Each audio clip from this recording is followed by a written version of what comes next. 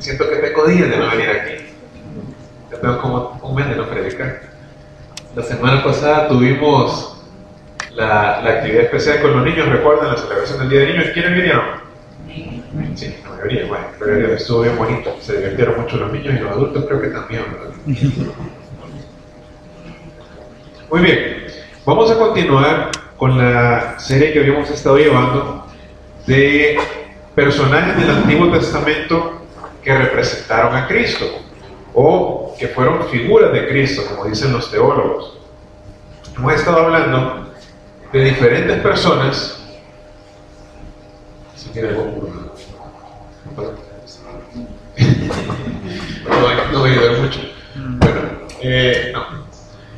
Hemos estado hablando cómo diferentes personas a través del Antiguo Testamento o en diferentes situaciones que estas personas vivieron fueron un reflejo de lo que Cristo venía a hacer. Y cómo es esta una de las cosas más sorprendentes de la Biblia. Cómo a través de toda la Biblia, a través de todo el Antiguo Testamento, escuchamos el mismo mensaje una y otra vez de diferentes personas, a través de diferentes personas en diferentes situaciones, que Cristo iba a venir. Y eso fue lo que el Señor pasó anunciando todo el Antiguo Testamento, la venida de Cristo, la venida del Salvador. Y yo les mencionaba que encontraba quizá estas esculturas que hace un artista, que es la mejor manera de representarlo. ¿Por qué? Porque a pesar de que todos estos personajes que vimos en el Antiguo Testamento, como Moisés, Josué, Samuel, Sansón, Jeremías, el rey David, el rey Salomón, a pesar de que ellos solo tenían algunas características de Cristo, el mensaje siempre fue consistente.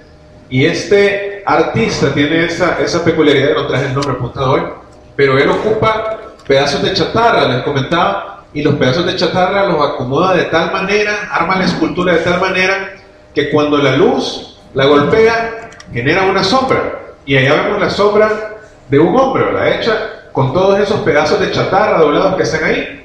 Y esa es la manera en que viene el Señor. Gracias. Perdón.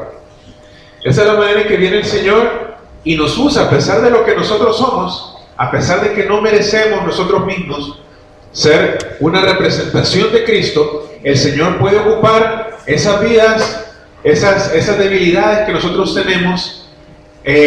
A pesar de que solo somos humanos, podemos ser un reflejo de Cristo para las demás personas. Y aprendíamos que, por ejemplo, en Moisés fue un reflejo de Cristo. Él vino a sacar el pueblo de Israel de Egipto para llevarlo a la tierra prometida. Decíamos, Jesucristo vino a sacarnos del pecado para llevarnos a una vida nueva. Pero aún así, Moisés cometió pecado. Por eso fue que no entró a la tierra prometida.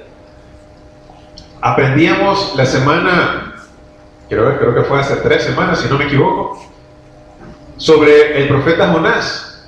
Y hablábamos de cómo el profeta Jonás también fue un tipo de Cristo, fue un representante de Cristo, que veíamos cómo él descendió hasta lo profundo y de ahí lo sacó el Señor, prácticamente lo resucitó para ir a predicar, y por 40 días él predicó en Nínive. Y de la misma manera nuestro Señor fue crucificado y fue puesto en un sepulcro, y cuando salió del sepulcro por 40 días él predicó aún más de lo que ya había hecho, aunque esta vez solamente a sus discípulos. Pero encontramos muchas características del profeta Jonás que así tenían algunos rasgos de Cristo. Entonces, a mí me gusta mucho hablar de esto, ya se dieron cuenta, ya tenemos como 4 meses hablando de lo mismo. Pero me parece una de las cosas más sorprendentes, porque el mundo continuamente anda diciendo, a ver, si Dios existe, demostrámelo. A ver, si Dios existe, ¿por qué? Que se me aparezca aquí, o que caiga ahí un rayo, o que no sé qué. Y la gente anda hablando tonteras, pensando que va a poder tentar a Dios y decir, si Dios existe, ¿qué pasa esto? Cuando el testimonio de que Dios existe está en nuestras manos, en este momento, ahí en la palabra lo tiene. El libro más vendido de todo el mundo, el libro más distribuido, el libro que existe en más idiomas, es la palabra de Dios. Y en la palabra de Dios encontramos todos estos ejemplos que para un hombre habría sido imposible poderlo plasmar. Si fueran más de 40 autores que escribieron la Biblia, reyes, gente que cuidaba ovejas, profetas, tenemos, en el caso de Moisés, alguien de Egipto que nació y creció en Egipto. Tenemos gente que nació y creció en Israel, gente que nació y creció en Babilonia, gente que nació en el Imperio Romano, en diferentes épocas, diferentes lugares, pero el mensaje es consistente. No encontramos una sombra que esté torcida o una sombra que esté con una figura que no se entiende, no, sino que a pesar de que cada persona que el Señor fue usando era diferente, tenía contextos diferentes, en tiempos diferentes, el mensaje es consistente, el mensaje es claro, y el mensaje de la palabra de Dios es: Jesucristo es Dios y Él murió y resucitó para que seamos salvos. Amén. Entonces eso es lo más sorprendente que podemos encontrar en la palabra de Dios, un mensaje claro y consistente que solamente Dios pudo haber dado, un mensaje a través de los 66 libros de la Biblia, un mensaje claro, consistente y exacto, que es lo que nuestro corazón necesita. En cada momento de nuestra vida podemos venir, buscamos la palabra, y la palabra de Dios dice que es viva y eficaz, más cortante que toda espada de dos filos, y penetra. Sentimos que la palabra llega a nuestro corazón y nos dice: este es el camino correcto, porque la palabra es viva. Entonces la palabra de Dios es el testimonio más grande que tenemos nosotros en nuestras manos de la existencia de Dios y del amor de Dios por nosotros.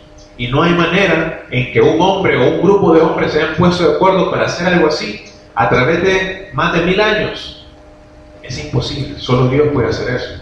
Hoy vamos a ver otro de los casos de estas personas que eligió Dios para ser parte del anuncio de Jesucristo. Acompáñenme por favor al libro de Nehemías.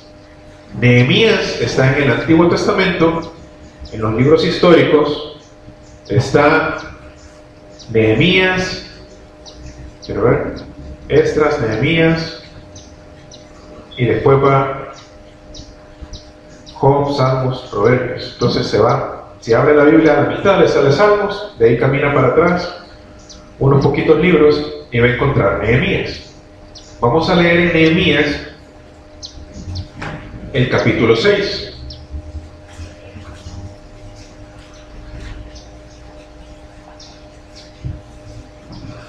Cuando lo encuentre puede ponerse de pie, por favor. Nehemías capítulo 6.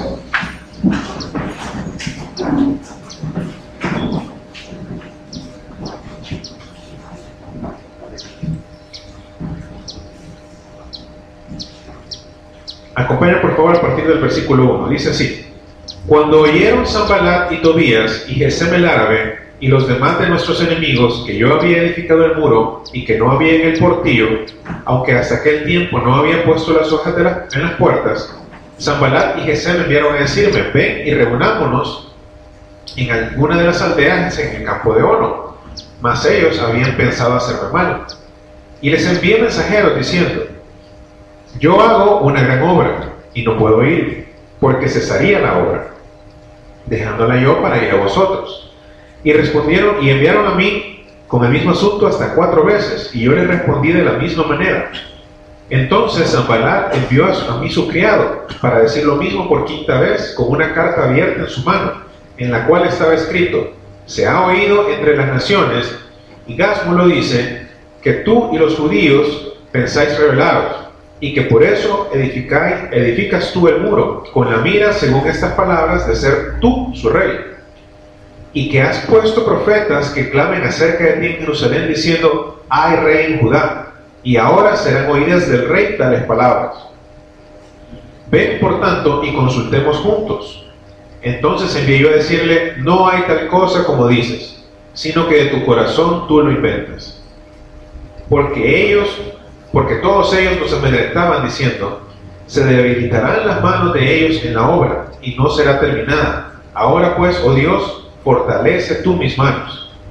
Vine luego a la casa de Semaías, hijo de Delaía, hijo de Tabel, porque él estaba encerrado, el cual me dijo: reunámonos en la casa de Dios, dentro del templo, y cerremos las puertas del templo, porque vienen para matarte. Sí, esta noche vendrán a matarte. Entonces dije: un hombre como yo ha de huir, y quien que fuera como yo entraría al templo para salvarse la vida. No entraré. y entendí que Dios lo había enviado, que Dios no lo había enviado, sino que hablaba aquella profecía contra mí, porque Tobías y Sanbalat lo habían sobornado, porque fue sobornado para hacerme temer así, y que pecase y les sirviera de mal nombre, con que fuera yo infamado. Acuérdate, Dios mío, de Tobías y de Sanbalat, conforme a estas palabras que hicieron, estas cosas que hicieron. También acuérdate de Noadías, profetisa, y de los otros profetas que procuraban infundirme miedo. Fue terminado pues el muro el 25 del mes de Elul en 52 días, y cuando lo oyeron todos nuestros enemigos, temieron todas las naciones que estaban alrededor de nosotros, y se sintieron humillados, y conocieron que por nuestro Dios había sido hecha esta obra. Asimismo, en aquellos días iban muchas cartas de los principales de Judá a Tobías, y las de Tobías venían a ellos, porque muchos de Judá se habían conjurado con él, porque era yerno de Secanías, hijo de Ara, y Jonatán su hijo había tomado por mujer a la hija de Mesulam, hijo de Berequías. También contaban delante de mí las buenas obras de él, y a él le refería mis palabras, y enviaba a Tobías cartas para atemorizar. Oremos. Señor, te damos gracias por tu palabra. Gracias, Señor, porque en toda tu palabra encontramos el anuncio y luego la enseñanza de que tú nos amas tanto, Señor, que enviaste a tu Hijo Jesús a morir por nosotros. Gracias, Señor, porque tu palabra es una lumbrera en nuestro camino, Señor, es una lámpara a nuestros pies, que nos ayuda día a día a no tropezarnos, sino a vivir una vida recta delante de ti, Señor. Gracias, Señor, por lo bueno que eres con nosotros. Y en este momento que nos disponemos a estudiarla, te pedimos de que seas tú el que habla a nosotros, que tu Espíritu Santo sea el que nos edifique, Señor, el que nos dé consuelo, el que nos dé enseñanza. En el nombre de Jesús, amén. Pueden tomar asiento. Hace ya casi un par de años estudiamos Nehemías. La historia de Nehemías se lleva a cabo después de lo que habíamos estudiado. Hemos venido aprendiendo, como les decía, de Moisés, de Josué, del rey David, del rey Salomón, y decíamos que después de estos reyes, el reino de Israel se comenzó a debilitar, el reino se partió, una parte de las tribus fue llevada cautiva a Siria, el resto de las tribus, las dos tribus que quedaron, fueron también atacadas por el imperio babilónico, y Babilonia vino y se llevó a la gente, se la llevó a sus tierras para que les sirvieran a ellos de esclavos. Hablábamos también acerca del profeta Daniel, que Daniel creció y trabajó prácticamente en Babilonia. ¿Por qué? Porque el reino de Israel había dejado de existir. Ellos habían sido destruidos por haberse apartado del Señor. Pero bien, después de esto, el Señor tuvo misericordia de ellos y les comenzaron a permitir que regresaran. Pero Jerusalén estaba destruida por ese ataque que sufrieron. Entonces el Señor puso en el corazón de Nehemías reconstruir el muro de Jerusalén, reconstruir el muro de protección de Jerusalén, para que la ciudad ya no estuviera desprotegida de los bandidos, de las bestias, de los leones, de los lobos que pasaban ahí de noche, para que ya no estuviera abierta o expuesta a cualquier ataque, sino que tuviera protección una vez más. Entonces el Señor puso esto en el corazón de Nehemías cuando Nehemías estaba todavía en la capital del imperio, en Susa. Nehemías servía al rey Artajerjes, que era el gobernador de todo el imperio. Entonces Nehemías le servía a él, pero él le dijo: por favor, permíteme regresar a mi tierra a reconstruir el muro de la ciudad de Jerusalén, para que la ciudad ya no esté desprotegida y que la gente que esté ahí ya no esté sufriendo. Pero cuando llegó a Jerusalén se encontró con mucha oposición. ¿Por qué? Porque todos los vecinos de las ciudades que estaban alrededor, los gobernadores que habían en las otras regiones, no querían ver que Jerusalén se levantara de nuevo. Entonces fue que le comenzaron a levantar chambres. No, que vos lo que querés es reconstruir Jerusalén, porque vos querés ser rey de Jerusalén y te vas a rebelar contra nuestro rey, y entonces le vamos a decir al rey que vos estás haciendo eso. Y le comenzaron a mandar hasta amenazas de muerte a Nehemías. A esto fue lo que se enfrentó. Esa fue la vida de Nehemías. A Nehemías el rey lo puso como gobernador de Jerusalén y de parte de Judá. Ese fue el rol que él llegó a desempeñar para cumplir esa meta que él se había puesto en su corazón de poder ver que Jerusalén ya no estuviera destruida, poder ver que Jerusalén una vez más estuviera protegida, que estuviera una vez más, que fuera una ciudad segura donde los judíos pudieran comenzar a regresar y reconstruir ese reino que se había perdido, reconstruir la adoración a Dios, que era lo que a él más le importaba, más que hubiera un rey ahí en Jerusalén, sino que los judíos pudieran tener un lugar donde llegar, adorar a Dios, vivir de acuerdo a lo que Dios les había enseñado. Y en la vida de Nehemías encontramos también muchas similitudes de la vida de Jesús, muchos reflejos o muchas sombras, por así decirlo, de la vida de Jesús. Encontramos, por ejemplo, en el capítulo 1, versículo 4, que cuando Nehemías escuchó que la ciudad de Jerusalén estaba destruida y que las personas vivían desmoralizadas, Nehemías lloró por Jerusalén, así como Jesucristo lloró por Jerusalén. Nehemías lo hizo también. Nehemías fue enviado a Israel por el rey, así como nuestro Señor Jesucristo fue enviado a Israel por su Padre. Además, Nehemías tuvo que dejar un lugar de privilegio. Él trabajaba como copero del rey. Él trabajaba en la corte del rey, así, o sea, él estaba a la par del rey todo el tiempo. De la misma manera, nuestro Señor Jesús, dice la palabra, que no estimó el ser igual a Dios como algo a que aferrarse, sino que se despojó a sí mismo, dejó todo lo que tenía para poder venir a la tierra a servirnos a nosotros. Nehemías también, obviamente no era un lugar como el que Jesús tenía, pero dejó un lugar de lo más privilegiado, el mejor trabajo que se podían imaginar, por ir a meterse a los escombros a Jerusalén. Se enfrentó a pruebas y tentaciones, como vimos en lo que leímos. Vino a Israel buscando ayudar al pueblo de Dios, así como lo hizo nuestro Señor.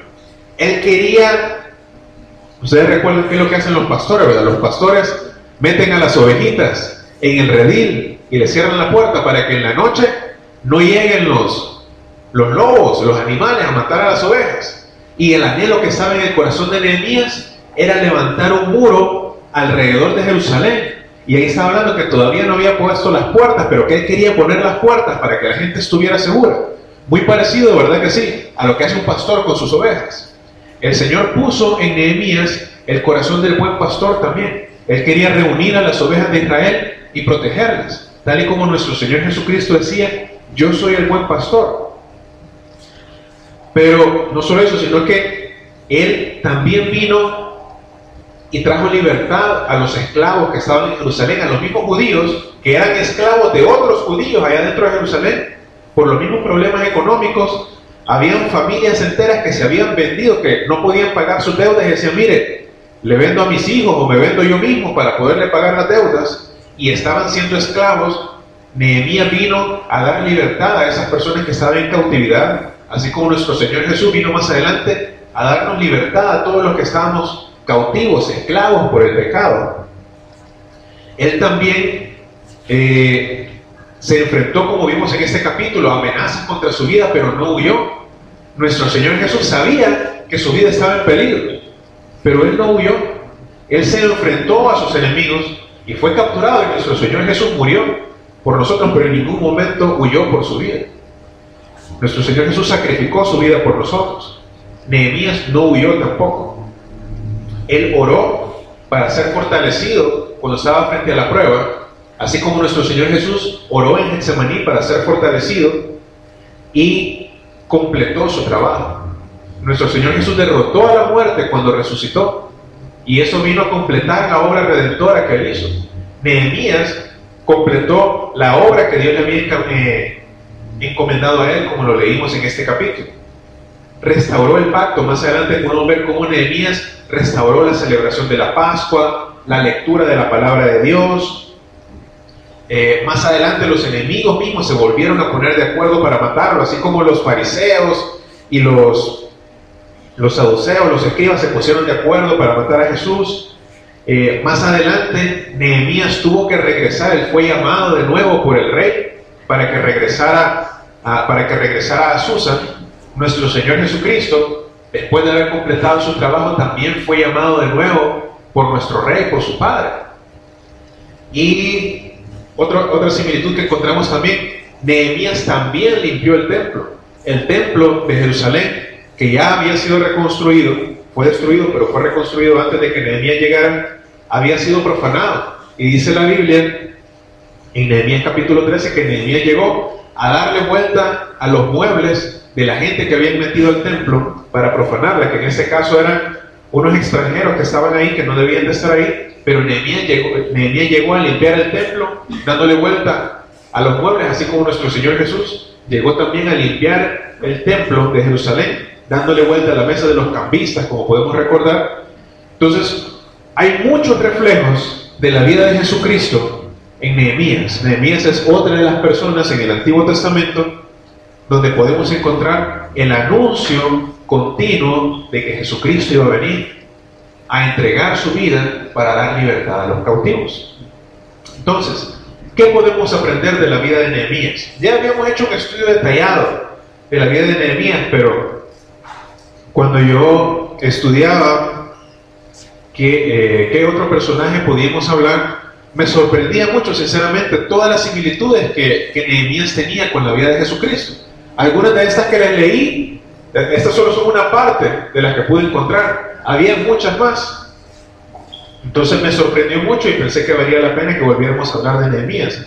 Antes de Nehemías hablábamos del profeta Jeremías, también hace un par de semanas, que yo pensaba que el profeta Jeremías tenía más similitudes con Jesucristo que la mayoría de personajes del Antiguo Testamento. Pero en realidad Nehemías me sorprendió la cantidad de similitudes que tiene. Este capítulo, el capítulo 6, en el libro de Nehemías, está casi a la mitad del libro prácticamente. Y es un capítulo crucial. ¿Por qué? Porque en él encontramos que Nehemías dice, completó el trabajo que vino a hacer. Todos los primeros capítulos narran de cómo él se enteró de la situación en Jerusalén, de cómo él tenía que ir, estudió el campo, conoció a sus enemigos, comenzó a trabajar, distribuyó la obra. Pero en el capítulo 6 encontramos que él completó la obra. Y del capítulo 6 en adelante vemos cómo comenzó a estabilizar, ya no a reconstruir la muralla física que tenía Jerusalén, sino a reconstruir la cultura de las personas.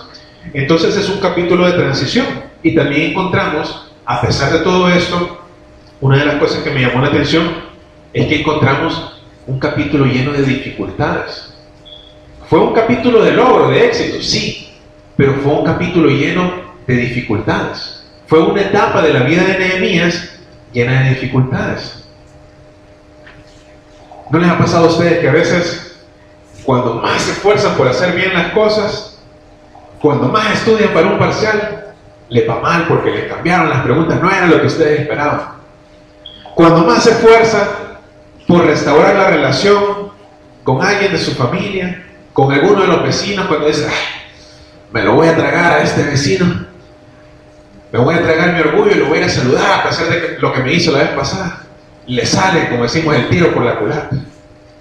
Cuando más se esfuerza en el trabajo por quedar bien con el jefe, se queda hasta tarde, se toma responsabilidades que no eran suyas, lo terminan regañando por andar haciendo algo que no era suyo, mira, que no tenés, y que uno le va de mal en peor cuando más se esfuerza.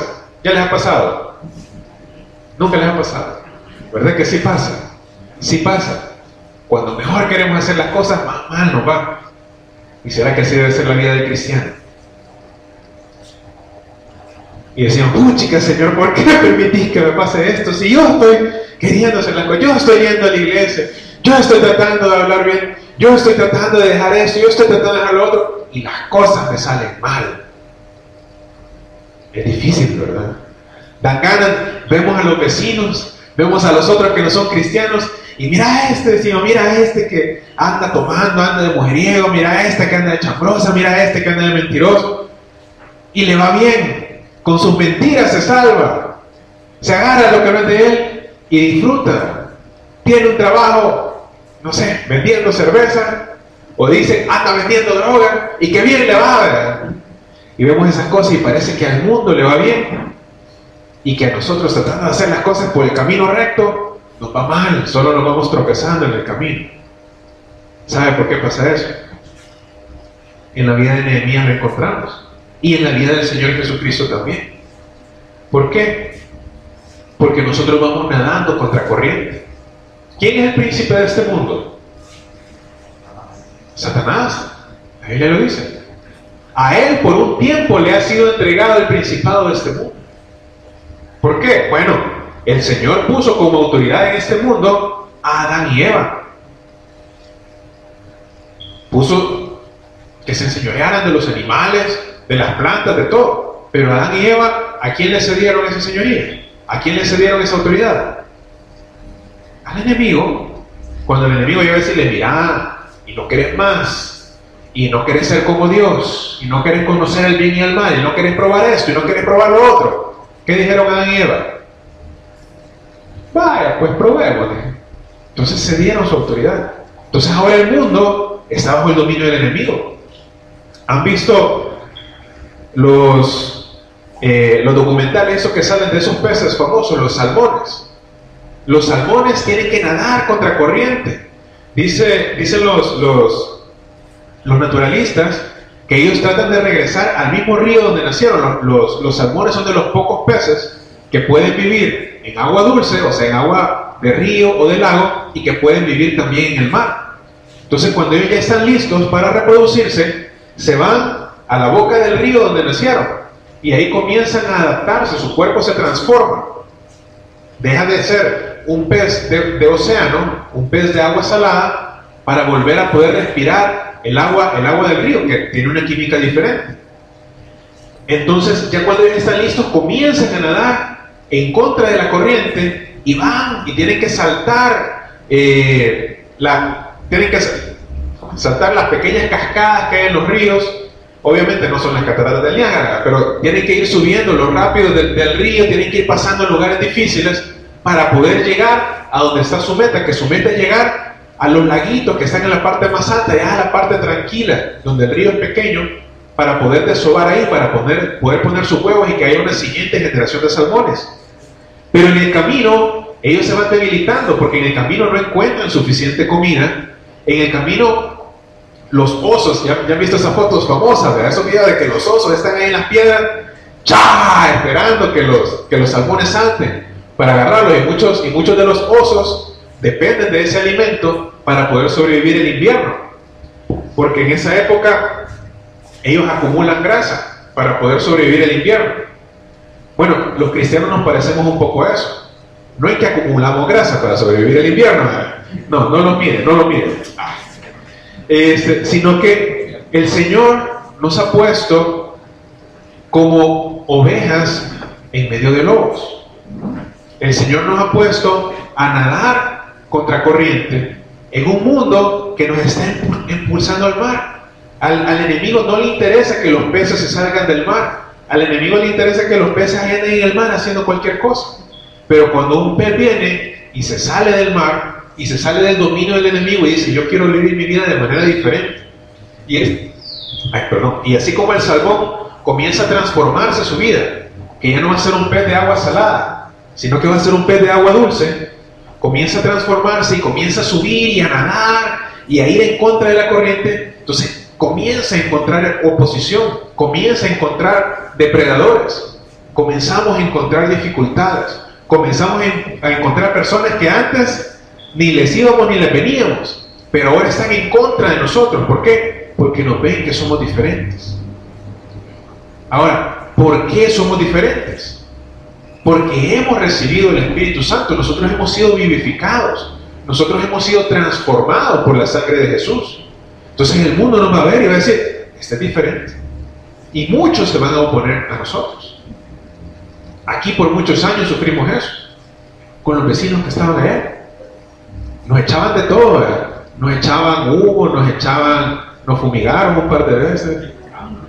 En el campo nos echaban casi que todos los domingos. Una vez nos vinieron a quebrar llaves a todas las chapas para que no pudiéramos entrar el domingo en la mañana. Nos decían de todo, se oponían a nosotros. ¿Por qué? Porque había en nosotros algo diferente. Había en nosotros algo diferente. La vida de ellos era diferente. La vida de ellos era de quedarse haciendo fiesta el sábado hasta saber qué hora de la madrugada, y la vida de nosotros era venir temprano el domingo a alabar a Dios. Entonces no coincidía con la forma de pensar del mundo. Gracias.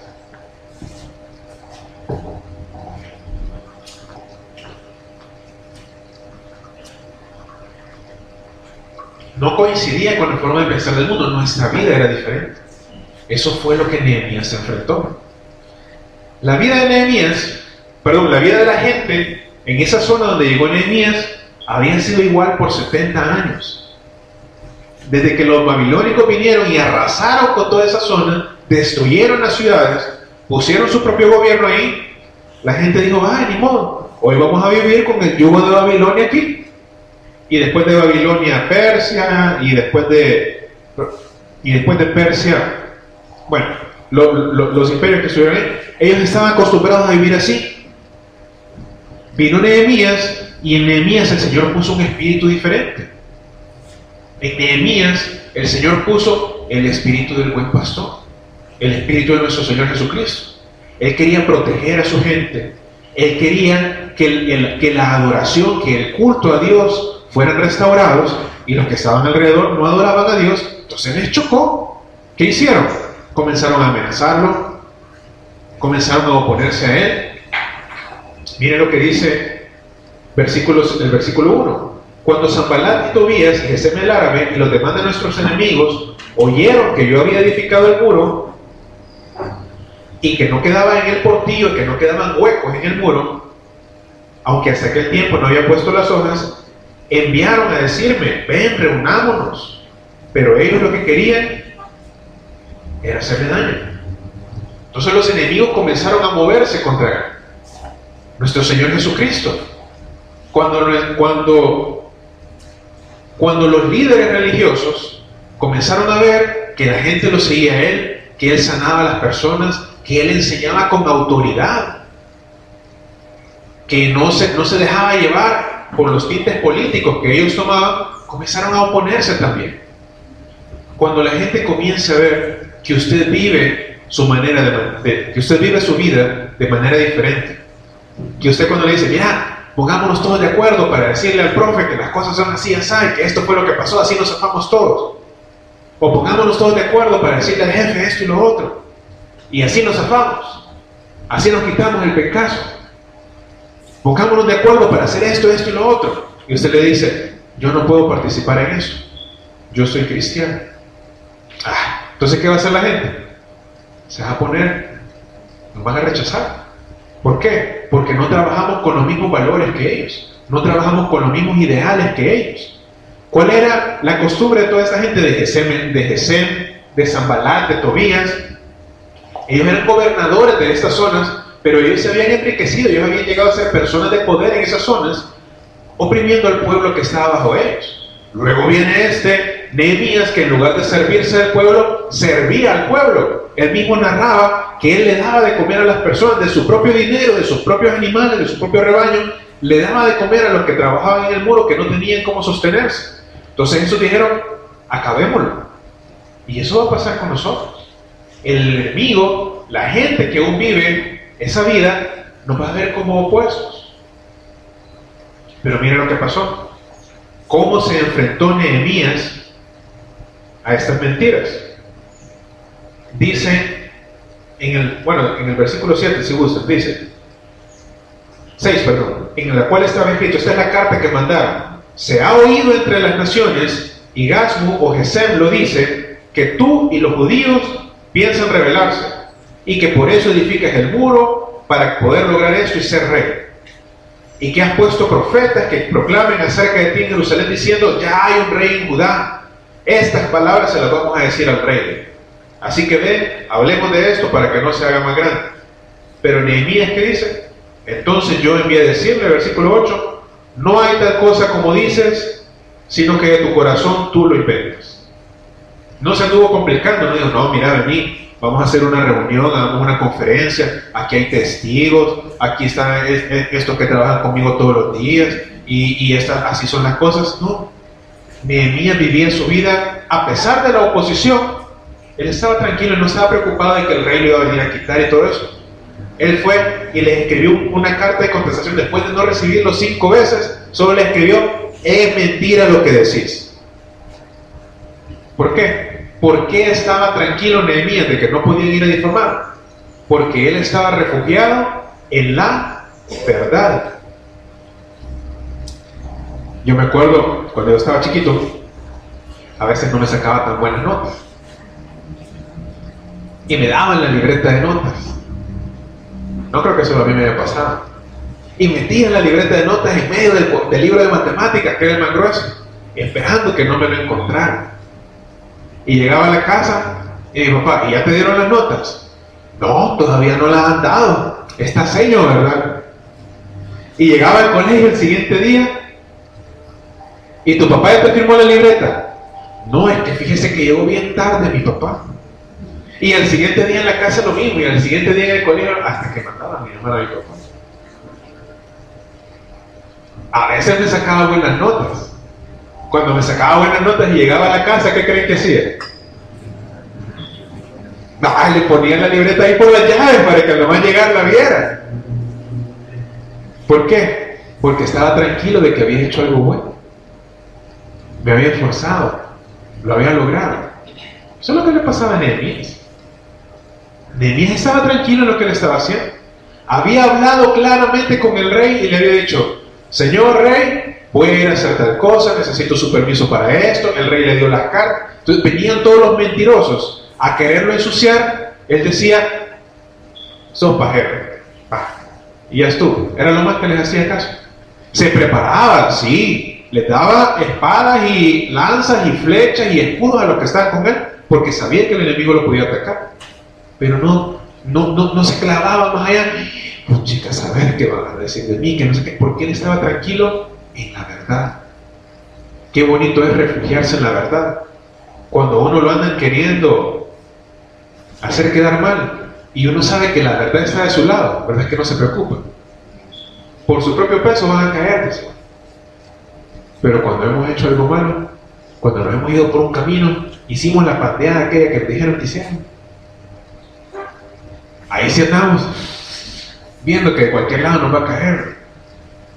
No, eso no nos pasa a nosotros, le pasa a los vecinos, como dice el pastor. Esos son los que viven así. Nehemías vivía confiado. ¿Y sabe cuál fue el resultado de esta actitud de Nehemías? De que a pesar de la oposición, él se mantuvo firme en Cristo, en Dios. Dice, versículo 15: fue terminado pues el muro el 25 del mes de Elul, en 52 días. Y cuando lo oyeron todos nuestros enemigos, Sanballat, Tobías, Gesem y los otros, temieron todas las naciones que estaban alrededor nuestro, y se sintieron humillados, y conocieron que por nuestro Dios había sido hecha esta obra. ¿Usted quiere que sus enemigos le tengan miedo? ¿Usted quiere que sus enemigos salgan humillados? No va a ir usted a gritarles. No se va a levantar usted a pegarle un susto en la noche, a echarle en el cama a la policía. ¿Qué es lo que aprendemos de Nehemías? ¿Qué es lo que aprendemos de nuestro Señor Jesucristo? ¿Acaso no fue el diablo humillado en la cruz? ¿Acaso no temieron todas las huestes del enemigo cuando Jesús se levantó de la tumba? ¿Verdad que sí? Entonces, ¿qué aprendemos? Que si nos mantenemos firmes en la meta que Dios nos ha dado, en ese trabajo que Dios nos ha dado, en la manera de vivir, en el camino por el cual el Señor nos ha puesto, si nos mantenemos firmes, el Señor nos va a defender. Parece que el enemigo tiene la ventaja, parece que tiene el mayor número, parece que todo el mundo está en contra de nosotros, pero nosotros tenemos a Dios de nuestro lado. ¿Hay forma de que perdamos si nos mantenemos fieles a Él? ¿Podemos perder? ¿Ha perdido Dios alguna vez? ¿Va a perder usted si está del lado de Dios? Entonces, ¿qué tenemos que hacer? Mantenernos firmes. Lo amenazaron de muerte. Le mandaron carta tras carta, mensajero tras mensajero, espías infiltrados, de todo lo hicieron. Pero él se mantuvo firme. No se dejó llevar por las mentiras de sus enemigos, no se dejó llevar por las buenas ofertas que parecía que le hacían, si iban en contra de los principios de Dios. Entonces no se deje engañar, no se deje caer. Nos mantenemos firmes y nuestros enemigos van a ser avergonzados. Amén. Esa es la promesa del Señor. Que el Señor Jesús, cuando se fue, le dijo a sus discípulos: he aquí, yo estoy con vosotros todos los días hasta el fin del mundo. El Señor Jesús está con nosotros todos los días. Amén. El Señor Jesús está con nosotros, repítalo, todos los días hasta el fin del mundo. No nos apartemos de Él entonces, si Él no se va a apartar de nosotros, para que podamos ver esta victoria, para que podamos decir: fue terminada la obra que el Señor me entregó, fue terminada la crianza de mis hijos exitosamente, fue terminada la carrera universitaria, fue terminada mi carrera laboral, fue terminada mi carrera ministerial y lo hice exitosamente, y mis enemigos, mis opositores, fueron avergonzados, tuvieron miedo, porque sabían que Dios estaba conmigo. Esa es la promesa del Señor. Amén. Oremos. Señor, te damos gracias por tu palabra. Gracias, Señor, por tu amor y por el ejemplo que encontramos en la vida de Nehemías, Señor.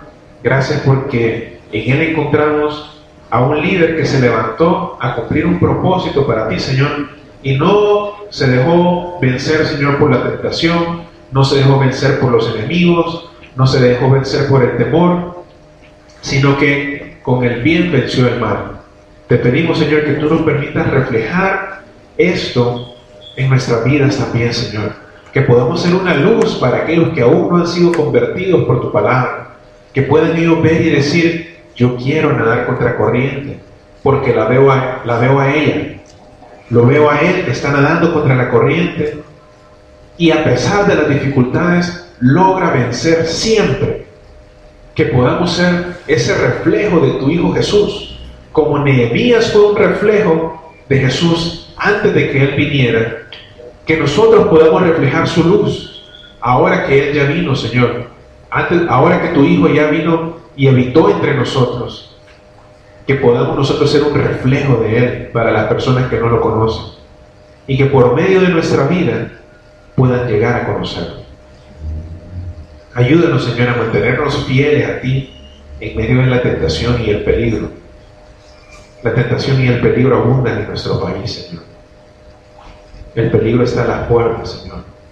El mal nos espera en las calles, pero nosotros hemos confiado en ti y confiamos en que no seremos avergonzados, sino que el enemigo será avergonzado por ti, no por nosotros, sino por ti, y porque en ti hemos creído. Y porque en ti hemos creído, oramos, Señor, con estas palabras, en el nombre de Jesús. Amén.